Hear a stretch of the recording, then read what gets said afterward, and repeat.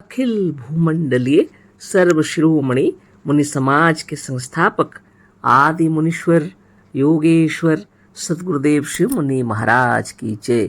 उपस्थित मुनि वृंद, साधु सज्जन वृंद, संत वृंद, साधक वृंद, आध्यात्म ज्ञान के जिज्ञासुओं और प्रेमियों, सभी श्रोता वृंद, आप सभी को मेरा कोटिशः नमन, सप्रेम जय जीव। तो आध्यात्मिक चर्चा चल रही है और हम लोग सदगुरुदेव शिव मुनि महाराज रचित ग्रंथ यजुर्वेद सूक्ष्म के अंतर्गत अध्याय 6 पर विचार कर रहे हैं। सदगुरुदेव शिव मुनि महाराज शीर्षक दिए हैं यजुर्वेद में आत्मविद्या। वैसे अध्याय 1 में भी यजुर्वेद में आत्मविद्या शीर्षक देकर बहुत समझाए थे और अध्याय 6 में भी हमें समझा रहे हैं कि यजुर्वेद में आत्मविद्या ही है ना। यजुर्वेद ईश्वर की रची हुई नहीं है, ये ऋषि मुनियों की रची हुई है और जिसकी कल्पना लोगों ने कर रखी है, ऐसा ईश्वर इस सकल सृष्टि में कहीं भी नहीं है। सदगुरुदेव उसी को समझा रहे हैं जो सर्वव्यापक है, करुणा निधान है, सर्वशक्तिमान है, तरह तरह की बातें सर्वज्ञ है, तरह तरह की जो बातें बतलाते हैं, ऐसा ईश्वर सर्वव्यापक नहीं है। वह करुणा निधान, वह निष्पाप, परम पवित्र ईश्वर अगर सब जगह होते, सर्वव्यापक होते, तो दुनिया में अत्याचार अन्याय क्यों होते। गुरुदेव इसी को हम लोग को समझा रहे हैं। उनका कहना है और समझाने का तरीका यह है कि हम लोग झूठ की ओर क्यों चलें। करना ही है तो सत्य को धारण करें। ऋषि मुनि भी यही कह रहे हैं, है ना। इस मंत्र को फिर से हम लोग पढ़ लेते हैं और आगे पढ़ेंगे, है ना। यजुर्वेद अध्याय 1 मंत्र 5 के अंतर्गत में जो मंत्र है, अग्ने व्रतपते व्रतं चरिष्यामि तच्छकेयं तन्मे राध्यताम इदम अहम निरितात् सत्यम मुपैमि। यजुर्वेद अध्याय 1 मंत्र 5।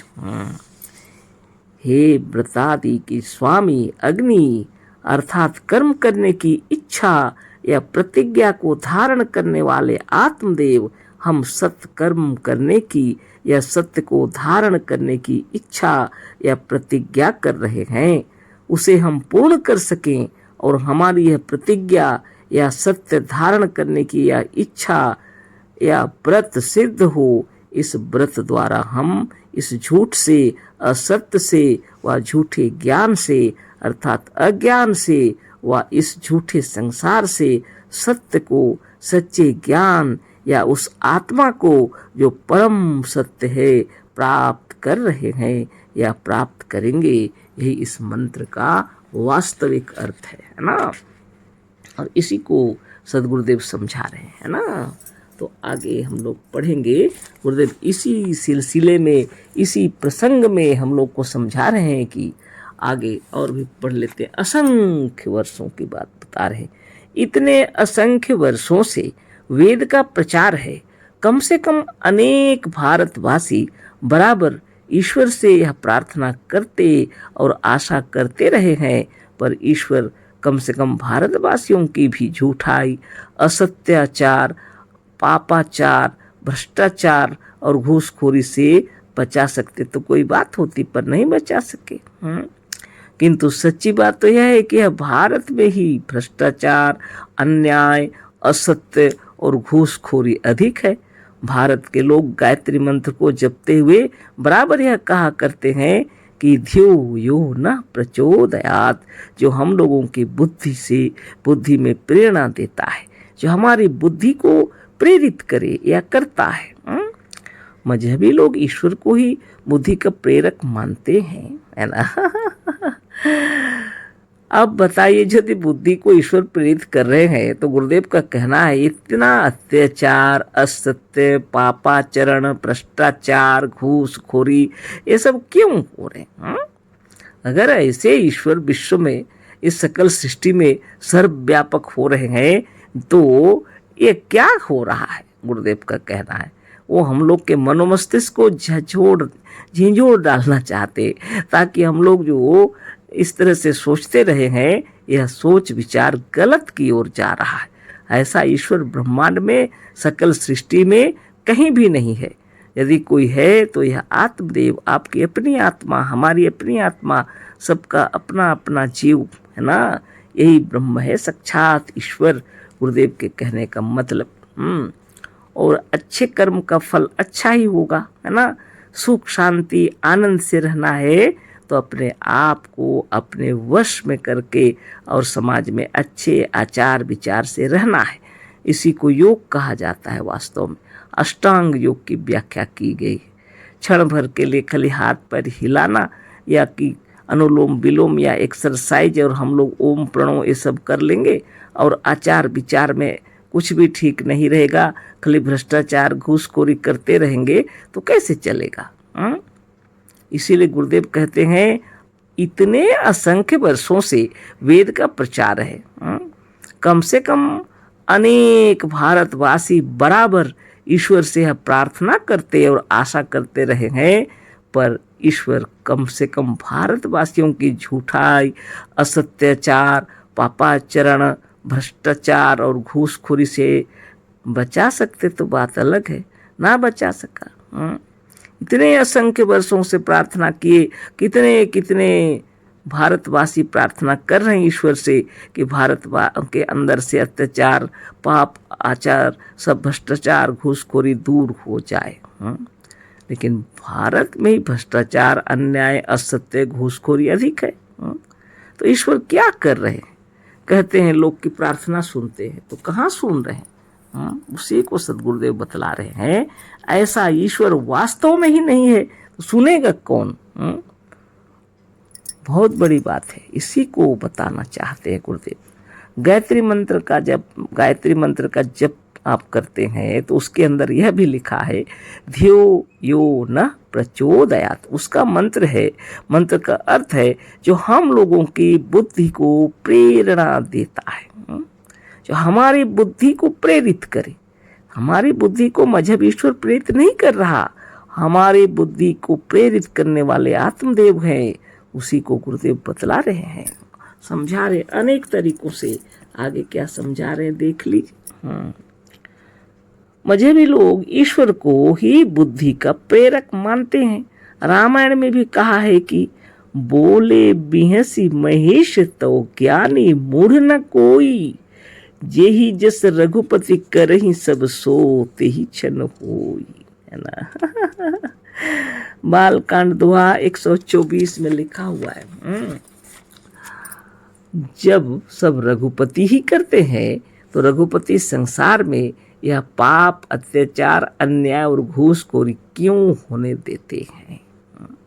क्या रघुपति यही चाहते हैं? यदि नहीं तो यह होने क्यों देते हैं? सुनु खगेश नहीं कछुरी सी दूषण, उरु प्रेरक रघुवंश विभूषण। उत्तरकांड दोहा 110 चौपाई 1 में भी लिखा है यदि सबके उर प्रेरक भगवान ही हैं तो संसार में पाप, अधर्म, असत्य, अन्याय और घूसखोरी का बाजार क्यों गर्म है? क्या भगवान यही चाहते हैं या ऐसा भगवान कोई है ही नहीं जो यह सब नहीं चाहता? चिंतन करने के लिए गुरुदेव कह रहे हैं होई है सोई जो राम रची राखा, को करी तर्क बढ़ा वहीं शाखा। बालकांड दोहा 51 चौपाई 7 में भी है। फिर आगे भी लिखे हैं उमा दारू योसित की नाई, सब ही नचावे राम गोसाई, पर सब जीव सोवश भगवंता, जीव अनेक एक श्रीकंता। किष्किंधा कांड दोहा 1 चौपाई 7। विचित्र बात नहीं है? हाँ, पत्ता भी हिलता नहीं तेरी सत्ता के बिना, लोग कहते हैं, है ना।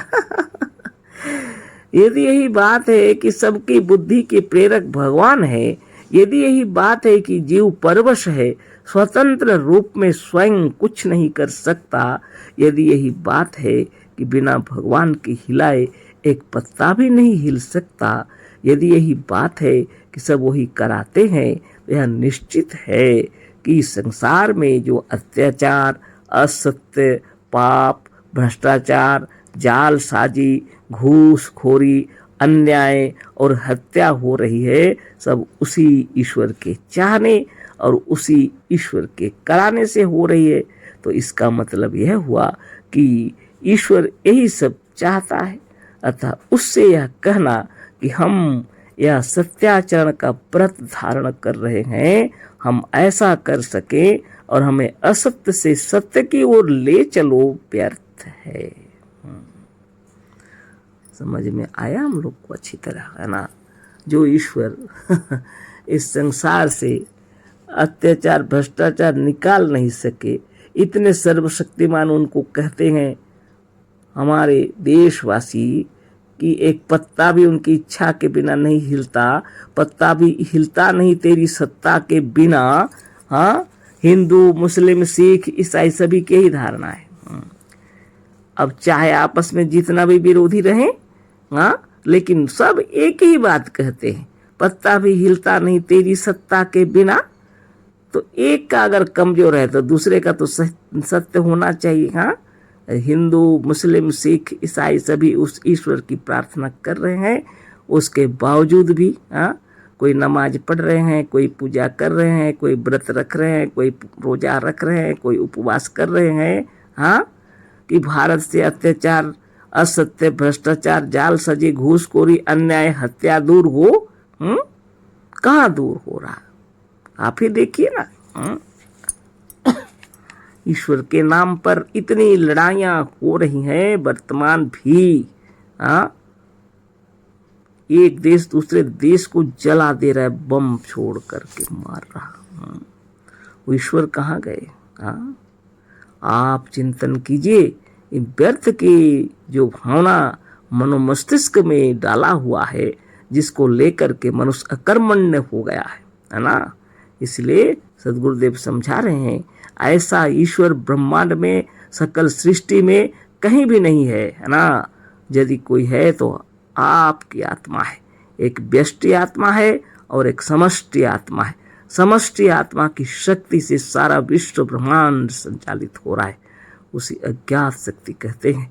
जिस अज्ञात शक्ति से हमारा शरीर संचालित हो रहा है, उसी अज्ञात शक्ति से ब्रह्मांड संचालित हो रहा है। यह आपकी आत्मा की शक्ति है। एक ज्ञात शक्ति है और एक अज्ञात शक्ति, है ना। गुरुदेव का कहना है और बारंबार यही समझा रहे हैं। और इसलिए बारंबार ध्यान और तपस्या करते रहिए।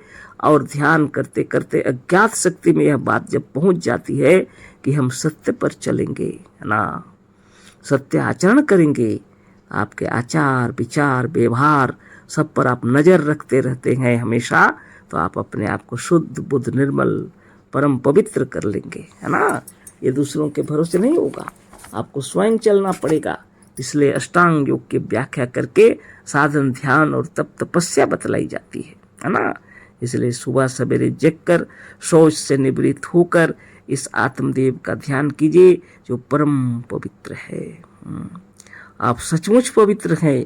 आपके अंदर में ये जो भावनाएं डाल दी गई हैं कि आप अपने को पवित्र कभी नहीं समझें, नहीं तो नरक में जाओगे, ये गलत धारणाओं को हटाइए। आप निर्विकार हैं, है ना। जब आप निर्विकार हैं, बार बार सोचेंगे, विकार दूर हो जाएंगे, मनोमस्तिष्क निर्मल हो जाएंगे, तो कार्य क्षेत्र में भी अच्छा कार्य करने लगेंगे, है ना। बहुत से लोग दूसरों की सेवा कर रहे हैं, सहायता कर रहे हैं, अनजाने लोगों के पीछे इतने रुपये खर्च कर रहे हैं। आए दिन देखने को मिल रहा है यूट्यूब में बहुत से लोगों को, है ना। उन महात्माओं को कोटि कोटि नमन है ना। कितने असहाय और पीड़ित लोगों की सेवा कर रहे हैं। कहाँ का ईश्वर, कहाँ का भगवान कोई रहते तो इतने लोगों को इतनी सेवा करने की क्या आवश्यकता पड़ती। ईश्वर आत्मा ही है। यह आत्मा जब द्रवित हो जाती है तो दूसरे की सहायता करती है। यह आत्मा जब करुणा से भर जाती है तो पीड़ित व्यक्ति को सहायता करती है ना। ऐसा कोई नहीं है, बाहर से कोई प्रेरणा नहीं दे रहा।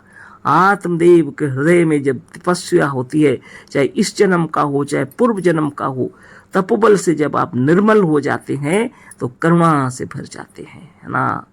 ऐसे करुणा से युक्त हो जितने, उन सभी को मुनि कहा जाता है, योगी ऋषि महर्षि तपस्वी कहा जाता है ना। और सभी चाहते हैं कि हम अपने बुराइयों को नष्ट करके अच्छाई की ओर चलें, है ना। सदगुरुदेव शिवमुनि महाराज की जय। आप परम पवित्र हैं, नित्य ध्यान लगाइए और अच्छा से अच्छा कार्य कीजिए, है ना। सप्रेम जय जीव, अशेष धन्यवाद, कोटिशः नमन। सदगुरुदेव शिव